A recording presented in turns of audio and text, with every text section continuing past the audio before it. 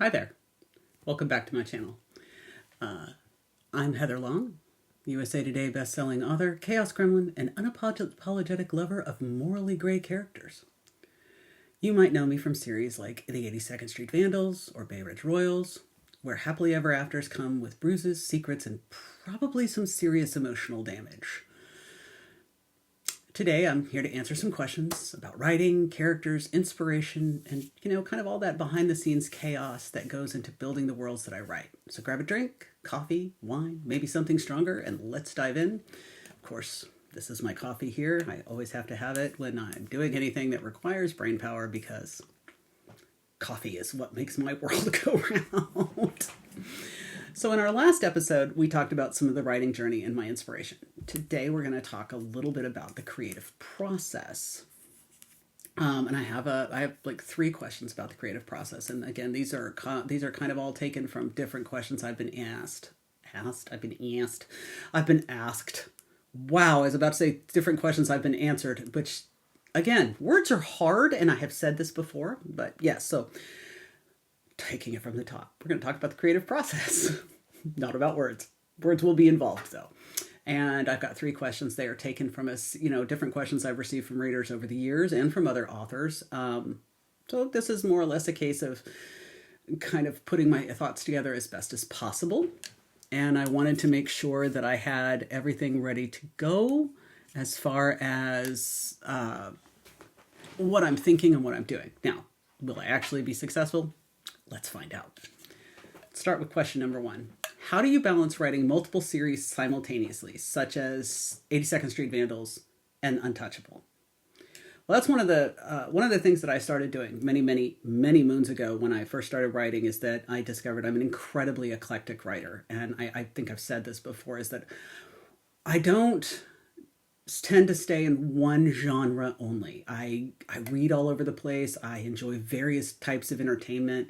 So I kind of write all over the place the same way. And in that case, or specifically in these cases, sometimes what keeps my juices flowing is not to write in the same series repeatedly without some breaks. So what that might mean is that when I started writing Untouchable, for example, I began writing Untouchable in August of 2019. This was shortly after I dropped my son off to his first semester at university. And I went home and dove right into this new project. And while I was writing it, I started coming up with ideas for other things. And so one of the things I used to do was I would write something contemporary and then something paranormal, something contemporary, then something paranormal. I would alternate because it kept me fresh and it kept me from getting either bored, or if I needed, it always seems to be better to me to take a little bit of a break in between books in the same series. Just whether it's a couple of months or a few weeks, I need, or a different project to write in between. It just seems to help me overall. So when I was working on Untouchable, I had already kind of had this idea for Emerson in the back of my head. Now, Emerson, of course, being the lead character of Vandal. She's the female main character. And I introduced her in a kind of cameo scene in Untouchable in book 5, which is called Hangovers and Holidays. And basically Frankie and the guys see Emerson performing. Emerson is an aerialist. We don't really interact with her. We see her. And that was kind of like an Easter egg and a hidden interaction. I mean, there are other characters that appear in and around Untouchable that then go on to other series. But this was our one solid look at Emerson. So while I was working on Hangovers and Holidays, that would have been mid-2020, I believe. I'm trying to do the math in my head, but I think it was around mid-2020. So I started working, mapping out what would become the Vandals right around the same time. And eventually, I think I was working on Trials and Tiaras, which would be book 7, when I started writing Savage Vandal, which is the first book in Emerson's series. And that book released in March of 2021. So from that point forward, I was writing an Untouchable book and then an Emerson book, an Untouchable book and an Emerson book. And in and around all of those, I worked on co-writes with Blake Blessing for the Cardinal Sins series, for Kiss of Fate and Taste of Karma, which were both kind of romantic-y, urban romantic-y, I would guess, kind of. It's a lot of fun. It's called the Sinner's Keeper series, and they're both standalones, and I freaking love them. So if you've never read them, please go check them out. Anyway, we were going. So I was writing a lot of other stuff in and around writing these two series, and including writing Shackled Souls, which is my vampire succubus trilogy. So there was this is kind of how I feed my muse. I let her be as hyperactive as she wants to be. We do a whole bunch of different things, and then that just feeds my creative process. And I think it helps, particularly as I've over the years, as one series has ended, I'm already deep immersed into another series, and so then that series ends, and I've never been in the position where I've had all my series end so basically I'm left to writing one, or I am starting a brand new series with nothing else until recently, and that was weird. Not gonna lie, very strange, but it is what it is. But now I'm in the middle of Blood Brothers, and I have a dozen other projects that I'm working on. As the readers in my reader group know, I am constantly adding to my to-be-written list. Readers have a TBR that they may never finish. I have a to-be-written that honestly means I'm probably going to be writing well into my 80s. Maybe longer. Just saying. Okay, so that was question 1. Question 2.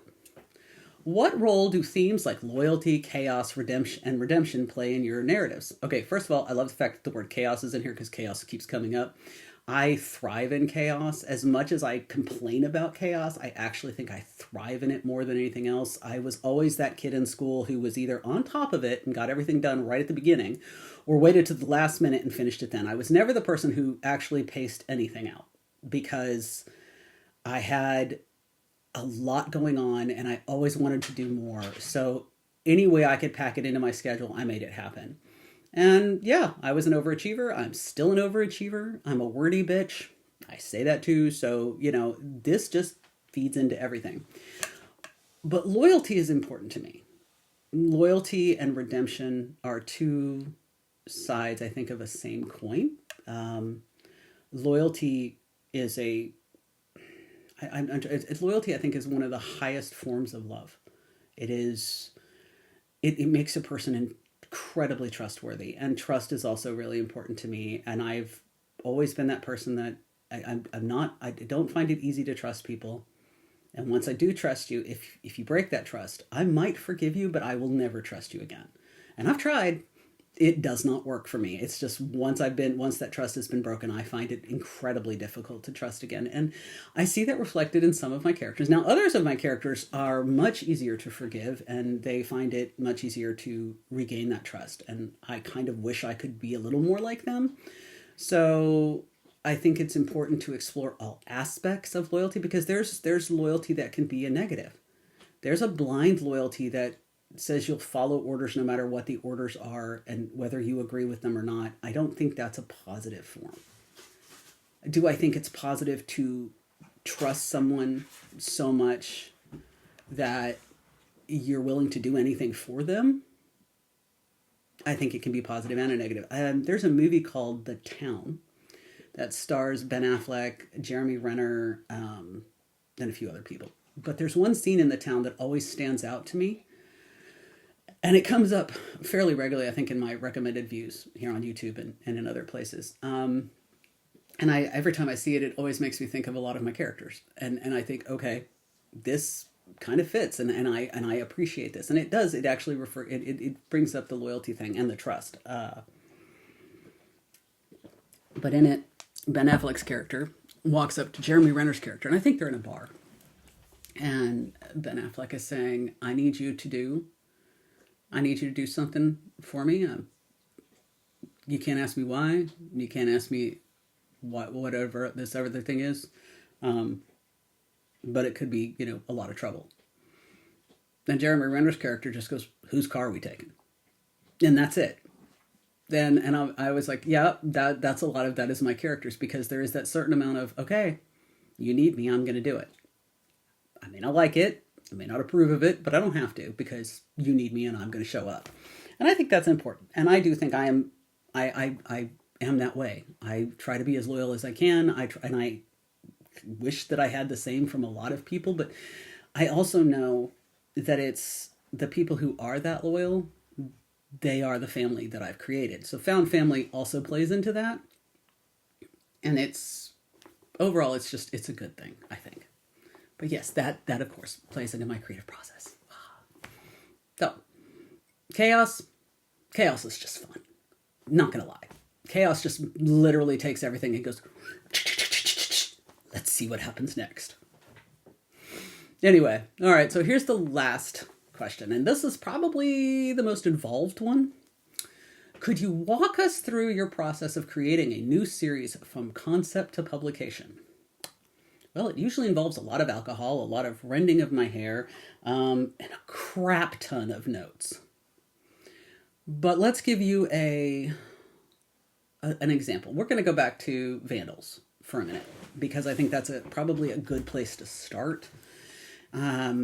With Vandals, I knew I've always wanted to do, I love dance. Let's back this. I love dance. I studied dance for years. I enjoy dancing.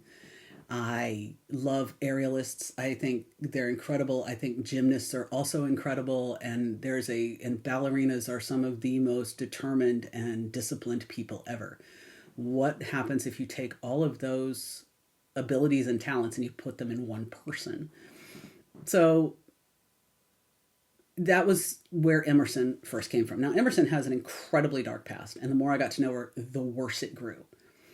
But when I was first considering all of this, and she was coming to life for me, the very first scene I wrote was a scene that doesn't show up until the very beginning of Ruthless Trader.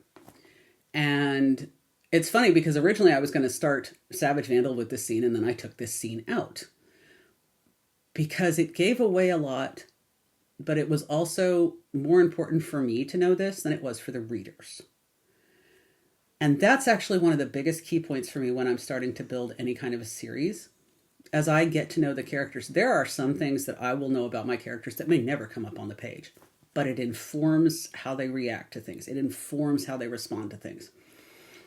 And its backstory is important. And I went to a writer conference in New Orleans a long time ago.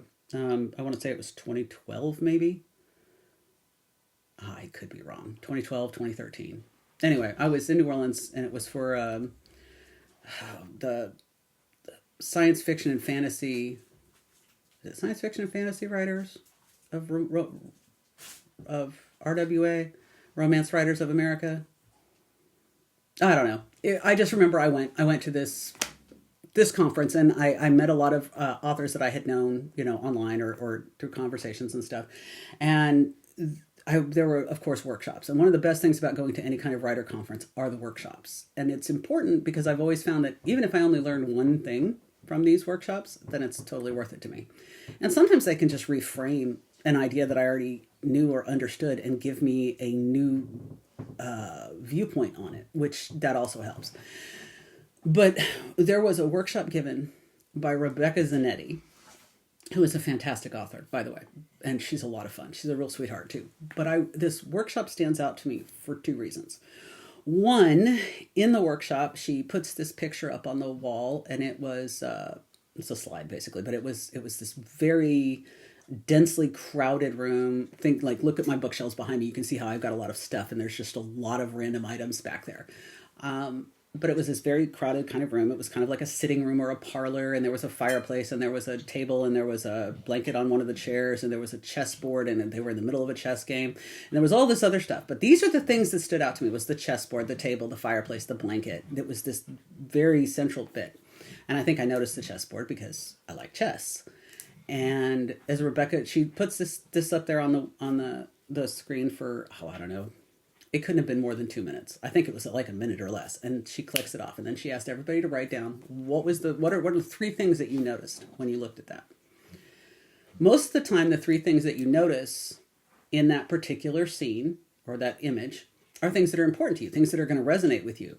I mean, if there's some kind of thing in there that you don't even know what it is that going to really resonate with you? Or is it going to be something you're going, I don't know what that is, but you focus on the other things? That's what it is. And so for me, it was the chair, it was the table, the chessboard, the fireplace. It was that whole scene of, that kind of Dickensian or Sherlock Holmesian feeling of, a mystery. But it didn't have to be a mystery. It's just that's what I saw. And she reminded us that when your character walks into a room, those are the kind of things they're going to notice. The things that are important to them. The things that mean something to them.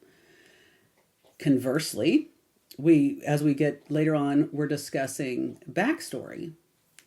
And I think Rebecca said this too. But it might have been someone else. And I'm going to give Rebecca credit because I give her a lot of credit for that. That the whole thing about what you see in that scene has been a permanent fixture in my brain ever since. It is how I approach whenever my character walks into anything. What do they see? It tends to be what's important to them. So, and that has really helped. And yes, this all actually does have a point. How do I go from concept to actually publication? And I'm getting there. So, but the next step was backstory. So now imagine that your backstory for a character is that gorgeous stained glass window. Think the stained glass window in Beauty and the Beast where you see the rose and everything else, and it's just this incredible work of art. Take a rock and smash it, pick up 2 or 3 slivers. Those are the only pieces you really need of the backstory. Maybe you need another piece over here, but you don't need the entire thing. You aren't writing a memoir from this character's point of view. But you, the author, might need to know this. Not because you have to be able to write it down and answer questions. Trust me, I've had readers ask me questions about the Vandals, and I'm like, I have no idea. Or I didn't even remember that happened. But when I was writing it, I guarantee you I knew why these things happened and that there were points to it. So, for example, as I was developing out the guys who were around Emerson and the characters, some characters came much faster than others. Some characters were created and then did not become at all who I thought they were going to be. Their backstory shifted and changed. But one primary focus for this entire series was that all of the MMCs, now remember, of course, Vandals is a reverse harem, so she has more than one love interest, and it builds slowly out over time. She has an incredibly bleak and dark backstory. She was also adopted. So she knows that she doesn't know she's adopted, but she's adopted. And she comes from a very wealthy family, and she's been stressed. I mean, she doesn't remember being anywhere else. She was adopted as a baby, and her family reputation has always been something very stressed to her. Okay. Then you have these other characters, these guys. They are all also orphans. Most of them were raised in the system. Each one has a different story as to how they got into the system. And those stories are important, but not all of them. And I say that because there are 2 specific characters who we never find out why they are in the system. We don't know whatever happened to their parents. We don't know anything about that other than that it was their identical twins, and they were in the system, and they grew up with the guys there, that they met them in foster care. They had the same social worker who was very important in this story. And they were, but the rest of it, the history with their biological parents or their biological background has absolutely no impact on the story whatsoever. It never comes up. It's never an issue. Who their parents were or weren't is not something they know or care about. And if they did know, they never shared it. So I don't think they did. And I don't think it ever had an impact. And I know that people have asked me, and I'm like, I don't know. And I never bothered to try and figure it out because I didn't need to know. Other characters had incredibly detailed backgrounds before they got into foster care. But those were important pieces of their characters, whereas these guys didn't need it. So that's a big part of developing this concept to the story is the characters. Once I have built out the characters, then it becomes what is the inciting incident? In this case, it's and for most of the time in any kind of romance, your inciting incident is usually what brings the characters together. And I knew it was going to be kidnapping because they kidnap her. And I knew it was going to be, she isn't going to understand why she's being kidnapped. And she's going to treat them like they're kidnappers. And they're going to treat her like solid gold. But she doesn't understand any of this. And they seem to know things about her that even she doesn't know. And we do see things from their point of view. So there are things and suggestions and comments that they make that clearly they understand that we don't. But we don't need to know yet. And at that point, I let the writing take over. I let them tell me their story. I generally know when I'm starting the book where it starts. I have a fairly good idea where I'm aiming to with that first book or the second book, whichever book I'm in. I know generally what will be the cliffy or the last big turning point in that. I usually know what is a major turning point in the story, but I usually at that point, then I just let the characters tell me their story. And you find out a lot as you go along. And each book uncovered more for me with this particular series. And with books 1, 2, and 3, particularly in 3, there are a lot of flashbacks. And the flashbacks take us back to each of the different characters at different points in their lives. They answer questions that you need the answers for as far as motivation, and it propels the story. But that doesn't give you every single detail. Again, these are slivers. These are pieces that help you understand the complex interactions, not only between them and their lives, but them and the other characters, those relationships and how they built and why, what predicated it and why is it important. It also brings out what animosities are there and what conflicts are there and why some characters will always do what this other character needs, or they will put this particular character first. There are reasons for it. And there are reasons why some characters are very angry all the time. And you don't know why, but then as you learn, you suddenly understand why their reactions are the way they are. So it's a way to give you a bird's eye view without really doing a lot of what I would call trauma dumping or backstory dump. It introduces the different aspects. So those are important too, and that will eventually get to from the writing. Now, usually before I write anything, and I guess I should back up a step, before I write anything, I mean, obviously I have the characters. The next thing I need is a title, because I need to set aside that mental shelf space for myself of where this belongs. So I knew that the series was going to be the 82nd Street Vandals. I tried to make all of the titles representative of something that was going to happen in that particular book, why it was important and needed to be, and I wanted it to kind of be Vandals related. And I was actually successful with that. It actually took more time than I thought it would, but I did. And so like the first title was Savage Vandal. That made total sense to me. That was just like, boom, it fit where it goes. And then it became a case of introducing the characters and writing. And I did a blurb. And when I wrote the blurb, I did not do the blurb from Emerson's point of view. It's one of the few books that I have that the blurb is not from the person on the cover. But it just fit. It just fit better to not be from her POV. And it worked. And it's kind of set the tone for the rest of it. And so after, of course, while I'm writing, I have beta readers who are reading along. Usually they're leaving comments. They will, if something doesn't make sense or if something really excites them, the feedback is important. It helps me make sure that I'm getting the story across, because I maintain that if they're reading it and they're asking me a question, and it should be clear on the page, but it's not, that's a good time to fix it. Anywho, moving on. So you go through all of this, and once the book is done, I have a tendency when I'm writing is that each day I will go back and reread whatever I wrote the day before. I will tweak as I read it. It puts me back in the mindset, and I do the next chapter, or 2 chapters, or 3, whatever it is. And oftentimes once I get going and I'm writing, I usually write between 5 and 7K a day. I have had much higher word count days, and that's usually towards the end of a project. If I try to push out, and I have done this before, I did write a 55,000 word book in a weekend. I do not recommend this to anyone. I think I broke my brain when I did it. But, so again, 5 to 7K is my sweet spot. But once I'm completely done with the book, and I've gotten all the feedback from my beta readers, I will go through it again from the top. I will massage, shift, do whatever I need to do. And then I will send it off to my editor, and then the line editor, and then edit again, and then at that point, usually it's ready for one more proofread, and then I format and get it ready and release it. And schedule release dates and all this other stuff. And covers come into play. I had most of the covers for my series, I think for almost all the books in the series, before I even published the first book, because I was mapping out so far ahead. Now, I realized at one point that I was going to end up adding a book, and I knew it was going to be 8 books when I started book 1.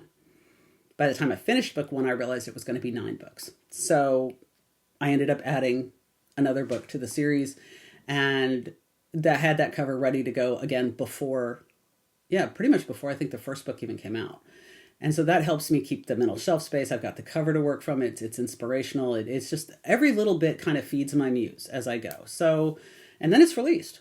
And it goes out to ARC reviewers and readers, and then we get reviews. And do I read my reviews? Right up until I see my first bad one, and then I'm like, I'm out. And people always say you shouldn't read your reviews. Reviews are not for the author, they're for the reader. Totally fine. I accept that. I enjoy reading the reviews in the beginning, largely because it's an ego stroke, but it's food for the muse to go, yes, the story is communicating, and I can see what's important to different readers, because things that I think are going to hit hard don't necessarily hit as hard as I think they will, and pieces that I didn't think were as important may resonate differently with the readers. So it's good to know what that pulse is. And my betas are generally really good at pointing these things out. So I don't necessarily have to have the feedback from reviews to get there, but it doesn't hurt. But usually when the first negative review I get, I'm like, and then I stop.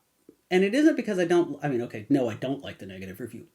But, and I'm going to stress this here, readers are entitled to their opinions. Not every book is for every person. I have read books that I didn't like, or I stopped reading, or I couldn't get through, and then I went back later and I enjoyed it.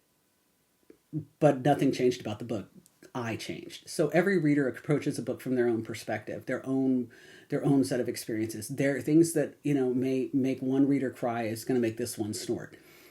So I don't take them personally when someone doesn't like a book. I don't take it personally when that it didn't. Maybe they just thought it was okay. It was fine. I mean, that's fine too. Everybody's different. But, and this is where it's important for me to maintain my own health in this, reading a lot of negative reviews can really make my muse just curl up in a ball and not want to play anymore. And it's bad for the writing. So it's kind of like, if you do negative reinforcement, you will get negative results. People will talk about, like, if punishment is a good thing in certain quantities. You can discourage bad behavior with punishment. But if you're just discouraging acting at all, then it's not.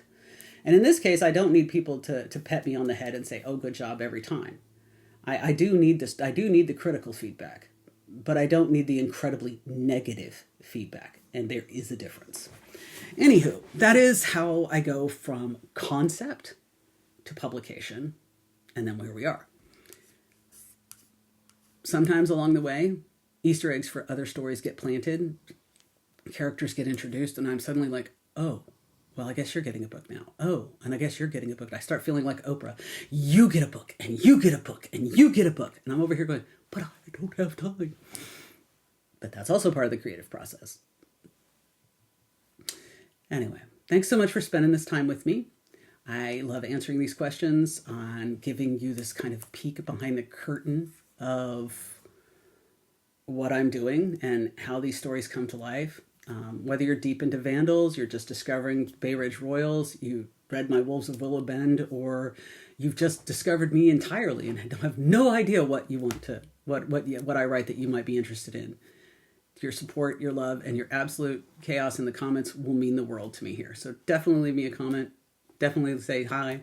Introduce yourself. If you've got more questions, drop them below. I will read them, even if I don't always behave. And to my fellow writers out there, your voice matters. Everybody's voice matters, but your voice matters even when the words are stubborn, especially when they're stubborn, because words are hard. Until next time, stay fierce, read hard, and don't trust the quiet ones.